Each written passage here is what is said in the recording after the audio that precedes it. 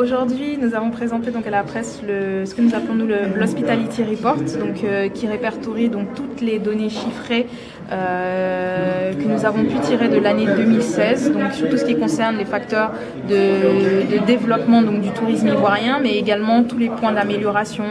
et tous les défis qui nous restent en tant qu'acteurs du tourisme à relever aujourd'hui en Côte d'Ivoire. Donc nous avons mis en avant le fait que la Côte d'Ivoire était un des pays leaders au niveau donc de tout ce qui concerne la croissance économique par rapport au continent africain dans la zone ouest africaine francophone. C'était le pays qui était vraiment à fort potentiel. Et donc du coup, ce que nous avons mis en avant, c'est notamment le comportement des voyageurs. Donc quelles étaient les recherches qu'ils faisaient, quelles étaient les destinations qui étaient les plus prisées. La numéro 1, ouais, des villes, c'est Abidjan, avec 49% donc, de recherche qui se fait pour être logé à Abidjan, suivi de Grand Bassam, suivi donc après de Yamoussoukro, Bouaké, San Pedro. Ensuite, on a essayé d'observer quel était le comportement, c'est-à-dire est-ce que notre client, il y a un prix moyen qui l'attire plus, c'est-à-dire qu'on a évalué le prix moyen, donc c'est-à-dire aujourd'hui, est-ce qu'un hôtel est plus à même de sélectionner un hôtel 1, 2, 3, 4, 5 étoiles. On a vu que la majorité aujourd'hui, la moyenne, c'était vraiment de rechercher un hôtel 3 étoiles. Ensuite, quelle était pas la fréquence, mais l'anticipation. Finalement, comment j'organise aujourd'hui mon voyage, je suis en Côte d'Ivoire, je veux être logé, je n'anticipe pas tant que ça parce qu'on a vu dans les chiffres, comme vous avez pu le voir, qu'il y avait 24% quand même des personnes qui aujourd'hui réservaient la veille. Donc la veille pour le lendemain, ce qui impliquait derrière une organisation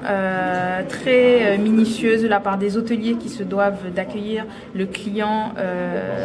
correctement, donc dans un délai imparti qui est court, mais également ce que ça implique, c'est que derrière les hôteliers soient très réactifs, c'est-à-dire nous en tant qu'intermédiaires, nous devons pouvoir faire une réservation dans un laps de temps vraiment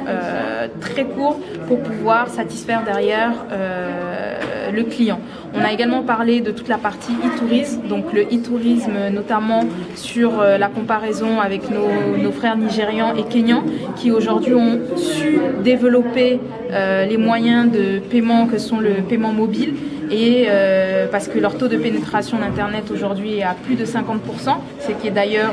notre objectif d'ici 3 ans, d'ici 2020. Nous sommes actuellement à 31% de taux de pénétration et je pense que ça nous permettra vraiment de pouvoir vraiment améliorer aussi ce secteur-là, donc de pouvoir répondre aux exigences du client qui a envie de payer par paiement mobile avant de pouvoir arriver à son hôtel, etc. Donc c'est prendre en compte finalement toutes ces données chiffrées, voir l'évolution qui a été faite sur cette année et qu'est-ce qui devra être fait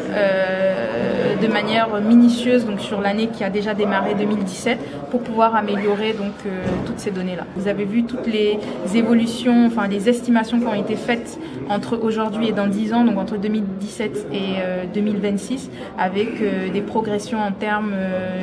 de PIB, des progressions en termes de recettes, même des recettes directes du tourisme, du secteur du tourisme. Et donc du coup, je pense qu'il y a vraiment une prise de conscience qui est de plus en plus présente. Cette année, par exemple, nous avons demandé à Air Côte d'Ivoire, qui est notre partenaire, d'intervenir, de nous donner son avis sur la situation, quels étaient les freins, quels étaient les défis à relever et les différents points d'amélioration justement à mettre en place. Et donc je pense que d'année en année, nous allons essayer de faire interagir d'autres acteurs du tourisme qui ne sont pas forcément que dans l'hôtellerie, mais qui sont dans le transport, qui sont peut-être même demain des artisans et qui pourront apporter leur contribution pour qu'on puisse justement avoir, on va dire, une vision très globale du tourisme.